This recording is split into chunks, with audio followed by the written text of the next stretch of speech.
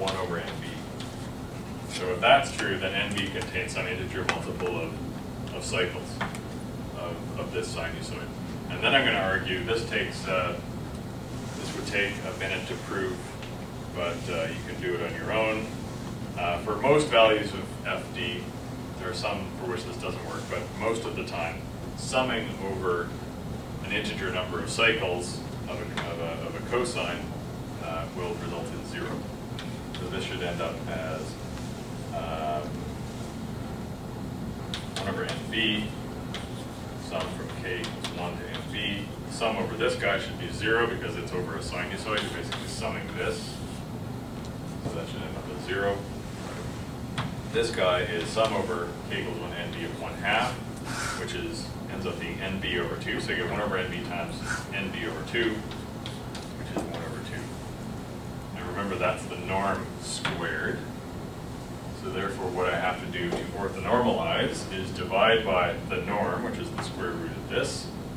And what I end up with is that my first basis vector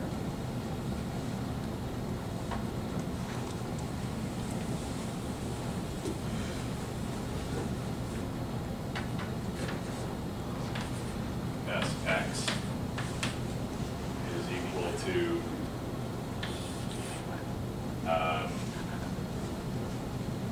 so I'm dividing by 1 over square root of 2, so that's equivalent to multiplying by square root of 2 in the numerator. Actually, I'm going to define it this way. Sx is equal to the vector Sx1, Sx2, so on up to Sx in B, where Sxi is equal to square root of 2. Sk, which is just 1 over root NB, so I can say root 2 over NB cos by FD I.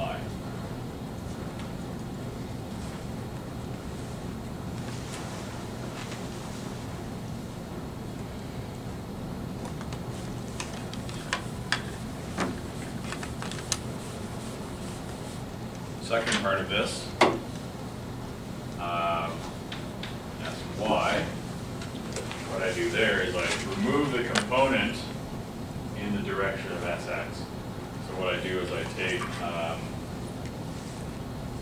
Sy prime is equal to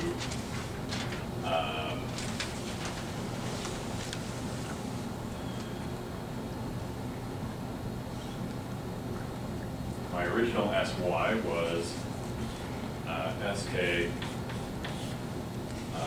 sine 2 by Fd, okay, minus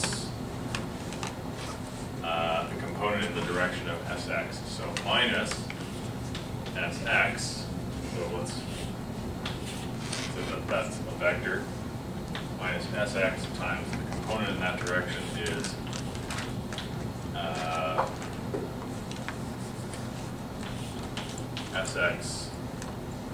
Sk cos 2 by Fd, okay, dot,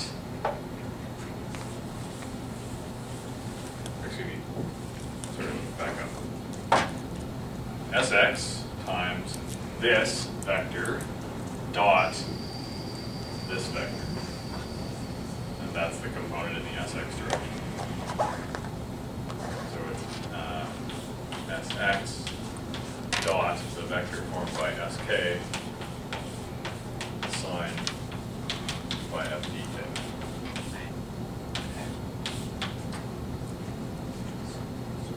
Yes? For the calculation of Sxi, where do you get the square root NB at the denominator? That's from Sk.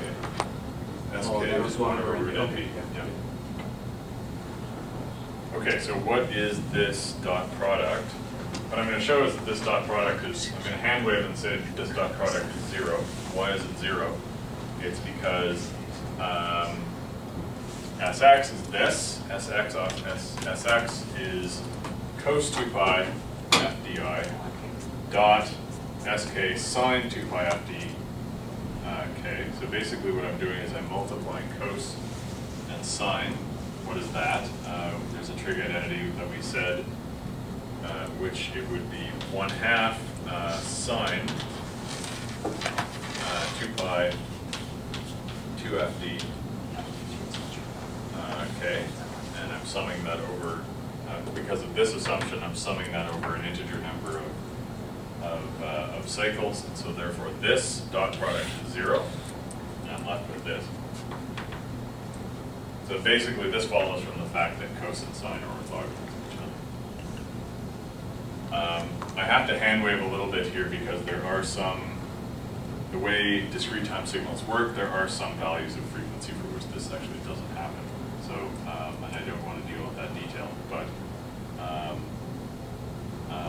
as long as there's an integer number of cycles that you're summing over, this usually works. Okay, so finally I'm left with this, and basically this is the same as what I have up here, so my other basis vector, once I normalize it, will end up being Sy is Sy1, Sy2, and so on up to Synb, where Syi is equal to root 2 over Nb sine 2 by Fdi. So these two basis vectors form a signal space. And with those basis vectors, you can form constellations. You can form passband constellations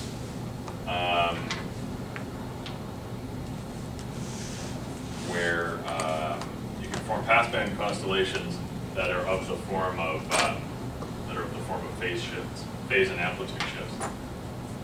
One thing that happens, there are other trig identities again. Let's leave this as something you can look at yourself, but there are phase shifts, there are trig identities where if you add cos and sine, the result is a sine term with a phase shift. So what you'll end up with is adding these together in various combinations is equivalent to shifting to a vector in signal space with a certain phase angle and a certain length. So by shifting those around in various quantities, what you'll find is that you're basically changing the amplitude of this vector and changing the phase angle. So one example is this. We've seen this kind of constellation before. So you can show that by combining cos and sine. So if this is the in-phase direction, in other words, the cos direction, and this is the quadrature direction, the sine direction, then this signal point, which is +1 in the cos direction and +1 in the sine direction, you can interpret this as having amplitude √2 and phase of pi/4.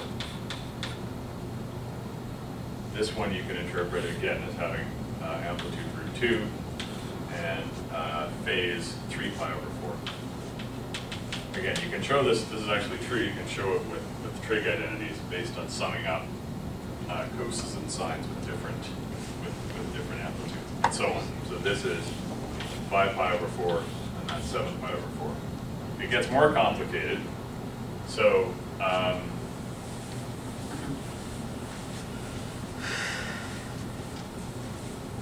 we can have constellations that look like this.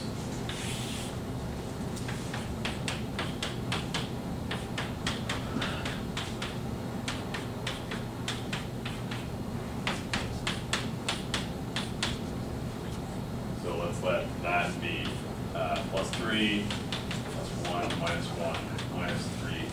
Also y +3, +1, -1, -3.